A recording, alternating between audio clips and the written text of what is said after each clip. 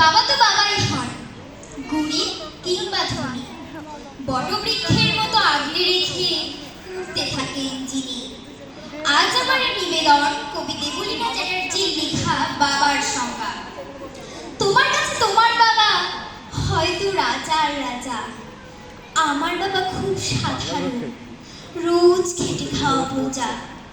তোমার বাবা তোমার জন্য আকাশের চাঁদ পেরে দিতে পারে, আমার বাবা তো হত দরিদ্র, খালি হাতে ঘরে ফিরে। তোমাদের বাবা খুব ফিটফাট, গায়ে স্যুট হাতে ঘুরে। জানো তো আমার বাবাটা ভীষণ অগোছালো, মুখ ভরা পাকা দাড়ি। তোমাদের হাতে নুন পোড়া ডালু বাবা খায় চেটে বাটি। আমি তো দারুণ রান্না করি, তবু বাবা বলে মোটামুটি। তোমাদের জন্মদিনে বাবা দামি উপহার দেয়, এদিকে এদিকে আমার বাবা এত আনমনা, দিনটাই ভুলে যায়। তোমাদের বাবা হাত ধরিয়ে রাস্তা করায় পার, আমার বাবা নিজেই পারে না, আমি হাত ধরি তার। তোমাদের বাবা তোমাদের হাতে খরচের টাকা দেয়, এদিকে এদিকে আমি টিউশন করে মাসোহারা পেলে বাবার ওষুধ কিনতে হয়। তোমার বাবা রাখতেই পারে তোমায় ভীষণ সুখে, আমার বাবাও চেষ্টা করে আগলে রাখতে বুকে। হতে পারে তুমি রাজকন্যা আর আমি হয়তো বা দাসী, তবু দিন শেষে আমি আমার বাবাকে ঠিক ততটাই ভালোবাসি। তোমরা বাবা শব্দের যে সংজ্ঞাটা দাও সারা ফেসবুক জুড়ে, ওই চিরাচরিত বাবার উপমা আমায় বড় বিরক্ত করে। আমার বাবা তোমাদের ব্যাখ্যার মতো নয়, তাই ওগুলো দেখলে নিজের উপরে বড় অভিমান হয়। তোমাদের বাবা নিজে না খেয়ে তোমাদের মুখে ধরে, এদিকে এদিকে আমার জন্য তুলে রাখা লিচু বাবা খেয়ে নেয় চুরি করে। বুঝেই না উনি অত শত কথা, বড্ড সরল জানো, তাই তো এমন জটিল সমাজে ভীষণ বেমানানো।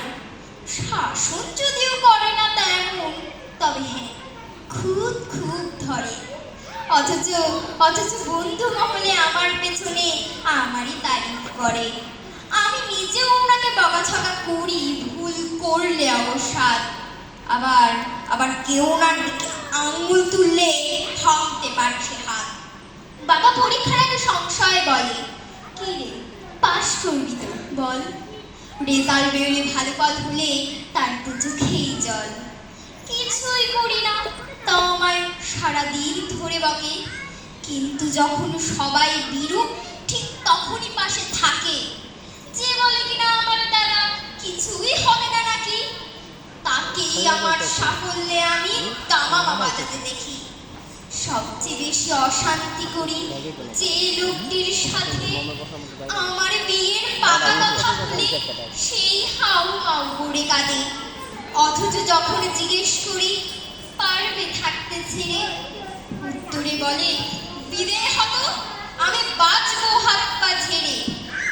উত্তাপ জমে বুকের গহনে, অভিমান জন্মায়, যদিও আবার সময়ের সাথে সে বরফ বলে যায়।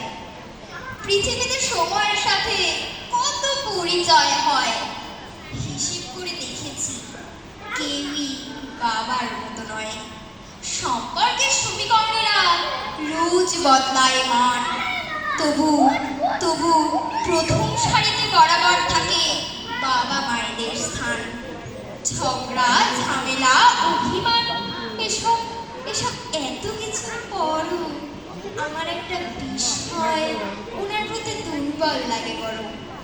আমায় আমার প্রিয় মানুষেরা এত নামে ডাকলেও বাবার মতো মা আমার কই বলে না তো কেউ।